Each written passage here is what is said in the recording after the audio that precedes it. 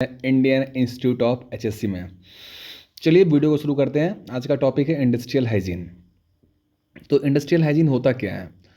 तो industrial hygiene को समझने से पहले आपको ये समझना पड़ेगा कि ये इन्वायरमेंटल फैक्टर ऑफ स्ट्रेसेस क्या होते हैं।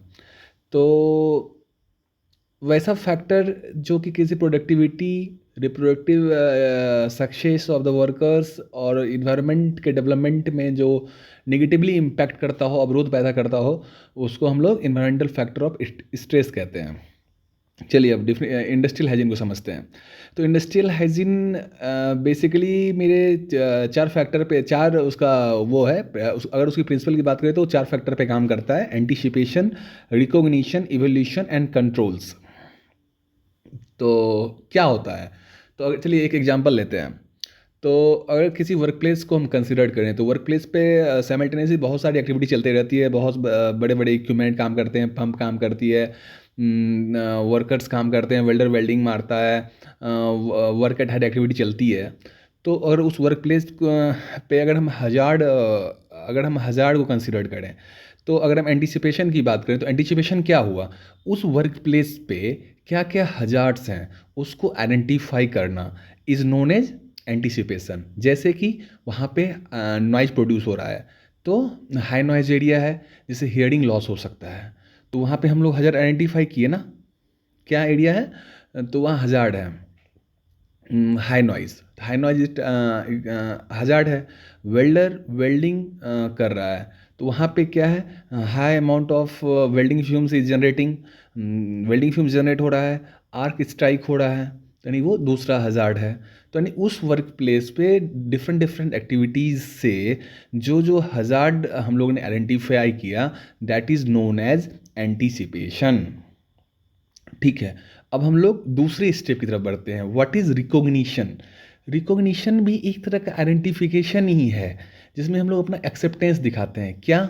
ठीक है, बताते हैं। अभी हम लोग वहाँ पे ये देखें कि ये है, नॉइज़ है। तो नॉइज़ में हम लोग कितना नॉइज़ है, मतलब कि क्या है, मतलब नेचर क्या है, मतलब कि नेचर, टाइप और डिग्री ऑफ हज़ार्ड हम लोग इसमें इन सिंपल अगर बात करें तो रिकॉग्निशन में nature, type of hazards, degree of hazards. Nature of hazards, type of hazards and degree of hazards. Degree of hazards बोले तो कि लाइट हज़ार्ड है, मॉडरेट हज़ार्ड है, इंटरमीडिएट हज़ार्ड है, हायर हज़ार्ड है या सीवियर हज़ार्ड है, किस कैटेगरी में वो हज़ार्ड आ रहा है। ठीक है, तो that is known as recognition.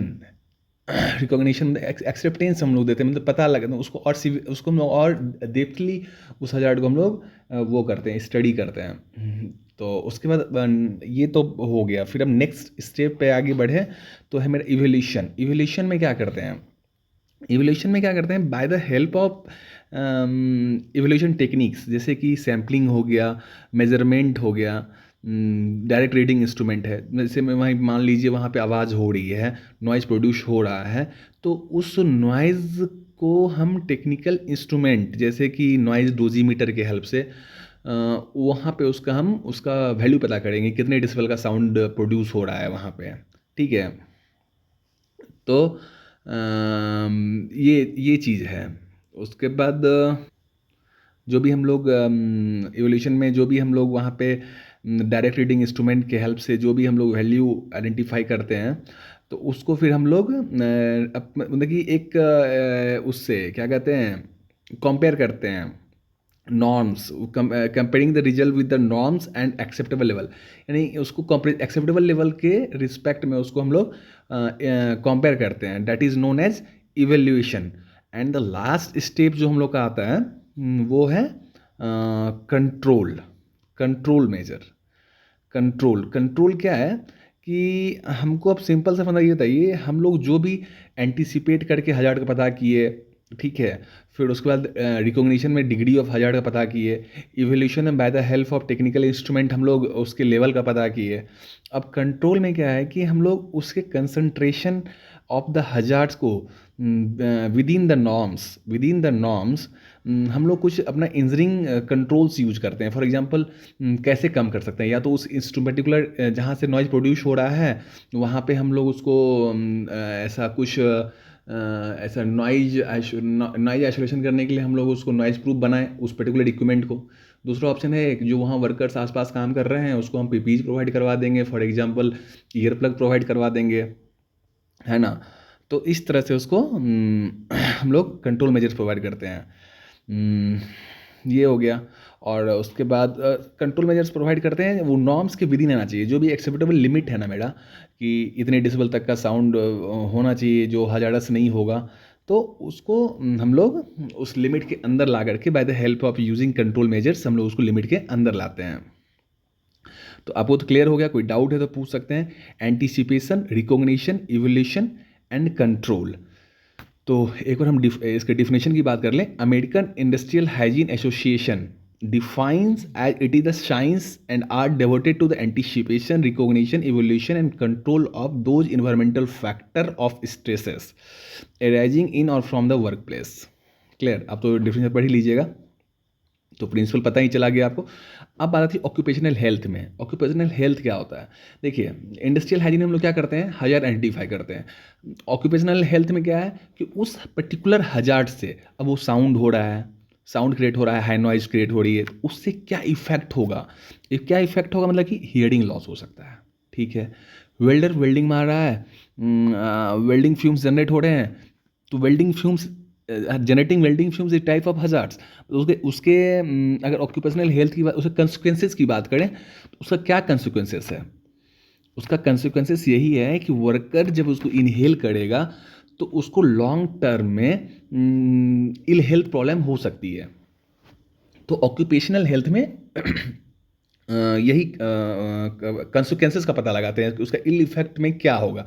Occupational health study the mode, effect and consequences of environmental hazard और stress, chemical, physical, biological and ergonomic on human health. देखिए, हजार्ड ऑक्यूपेशनल हेल्थ में हजार्ड और स्ट्रेस को अगर बताएं तो बहुत तरीके से उसको वो कर सकता है, इम्पैक्ट कर सकता है, बायोलॉजिकली इम्पैक्ट करता है। देखिए, रेडियो एक्टिव मटेरियल जो होते हैं, जैसे फॉर एग्जांपल हम बात करें तो आरटी होती है, तो आरटी में एक्सरे होता है। एक्सरे क्या करता है, बायोलॉजिकल इम्पैक्ट करता है। अगर आप उसके एक्सपोजर में आ जाते हैं ना तो वो बायोलॉजिकल इम्पैक्ट करेगा आपको। आपको दिखेगा नहीं, वो आपके अंदर के सेल को डैमेज कर देगा। फिजिकल हजार्ड, आपका किसी फॉर एग्जांपल किसी का अगर हम ये बात करें, जो इसका मान लो कोई बंदा गिर जाता है तो उसका हाथ पैर टूट जा रहा है, तो वो फिजिकल हजार्ड, मतलब कि वो फिजिकल के अंदर आएगा, यानी फिजिकल डैमेज पहुंचा रहा है वो। तो यही हो गया। फिर अगर बात करें हम केमिकल की, कोई बंदा है साइड पे, वो कोई गैस हुआ या कोई कुछ इनहेल कर जा रहा है, यानी कि वो केमिकली, यानी कि फॉर एग्जांपल अगर H2S लीक हो गया, H2S साइड पे लीक हुआ, तो वो केमिकली उसको इंजर्ड करेगा। तो दैट इज नोन एज, वो उसको हम लोग केमिकल के अंदर कंसिडर करेंगे। केमिकल हजार्ड हुआ वो इस तरह का, उसका केमिकली हजार्ड, उसका क्या हजार्ड है ह्यूमन हेल्थ पे, तो that is known as occupational health hazards. तो अगर ऑक्यूपेशनल हेल्थ को अगर हम डिफाइन करें तो ऑक्यूपेशन मतलब क्या होता है, पेशा। अगर ग्राइंडर ग्राइंडिंग कर रहा है तो क्या उसको उस ग्राइंडिंग करना उसका पेशा है, उसका ऑक्यूपेशन है। उस ऑक्यूपेशन से उसमें क्या हजार्ड्स हो रहे हैं, वाइब्रेशन जनरेट हो रहा है। लॉन्ग टर्म में उसको बोन की बीमारी हो सकती है, उसका हड्डी कमज़ोर हो जाएगा। लॉन्ग टर्म में जब उसका एज ज़्यादा होगा तो उसके जो जॉइंट में दर्द होगा। तो नहीं, पर्टिकुलर ऑक्यूपेशन से क्या हजार्ड है, उस हजार्ड का हेल्थ पे क्या इफेक्ट होगा, that is known as occupational health. Simple. Thank you. Video पसंद आया तो लाइक ज़रूर करें और सब्सक्राइब करना ना भूलें।